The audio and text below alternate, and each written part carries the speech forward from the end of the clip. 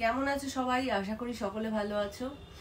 আর আমি একটা লজেন্স মুখে দিয়েছি, রূপক আমাকে লজেন্সটা দিল, বললো দেখো এই লজেন্সটা খেলে খুশখুশানি কাশিটা অনেকটা কম থাকবে। আর বাইরের ওয়েদার দেখে মনে হচ্ছে শীত যেন চলেই এলো। হ্যাঁ, এই সময় বাইরে রোদ্দুর তো মানে আমাদের উঠোনটা রোদ্দুর থাকে, মানে রোদ চলেই গেছে। আর রূপক বাবু বললো যে তুমি ওঠো, বিছানার কভারটা আমি চেঞ্জ করে দিই।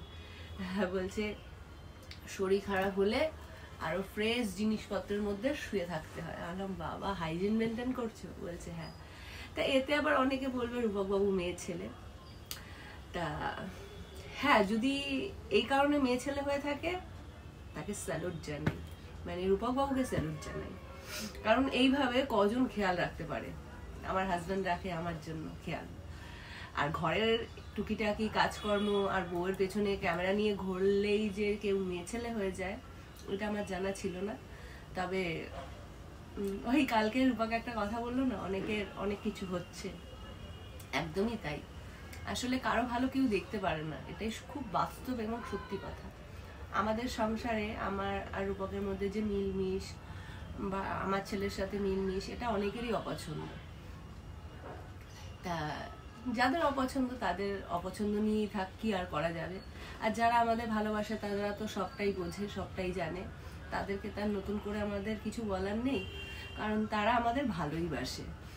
তা যাই হোক, এত কিছুর মধ্যে দিয়েও এই যে ফ্রেশ বিছানার চাদর, ফ্রেশ বালিশের কভার, এগুলো দেখলে মনটা খুব ভালো লাগে, মানে শরীরটা যেন না অনেক সুস্থ লাগে। আর সেই কারণেই রূপক সকালবেলা উঠেই এই কাজটা আগে করে নিয়েছে। আসলে ও জানে ঘরদোর গোছানো থাকলে আমার মন মানসিকতা ভালো থাকে।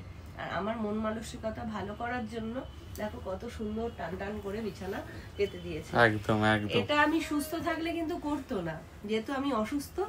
আমার মনটাকে আর শরীরটাকে তাজা করবার জন্য, তরতাজা করবার জন্য কত সুন্দর। শোনো, তুমি অসুস্থ হয়ে পড়ে থাকলে কেউ এসে করে দিয়ে যাবে না, সে তো অবশ্যই, এটা সবার ক্ষেত্রেই। কোনো পরিবারেরই কেউ অসুস্থ হলে তার পরিবারের লোকজনকেই করতে হয়, কেউ এসে কিন্তু ঘরের কাজটুকুনি করে দেয় না। একদমই ঠিক আছে। আর বাড়ির মেয়েরা যদি অসুস্থ থাকে, সেখানে যদি ছোট পরিবার হয়, তার হাজবেন্ড ছাড়া কিন্তু তাকে হেল্প করার মতন আর কেউ থাকে না। তাহলে সেখানে হাজবেন্ড করবে না তো কে করবে ভাই? মানে এইটুকুনি দিমাগ দিয়ে ভাবো, মানে তোমাদের কি দিমাগ ফিমাগও কাজ করে না? আর কি বলবো, যাক ওইসব বলে কোনো লাভ নেই। এখন কথা হচ্ছে যে চাদরগুলো উঠলো, তা সেগুলো এখন কাচবে কি? ওয়াশিং মেশিন রয়েছে, দিয়ে দাও মেশিনে।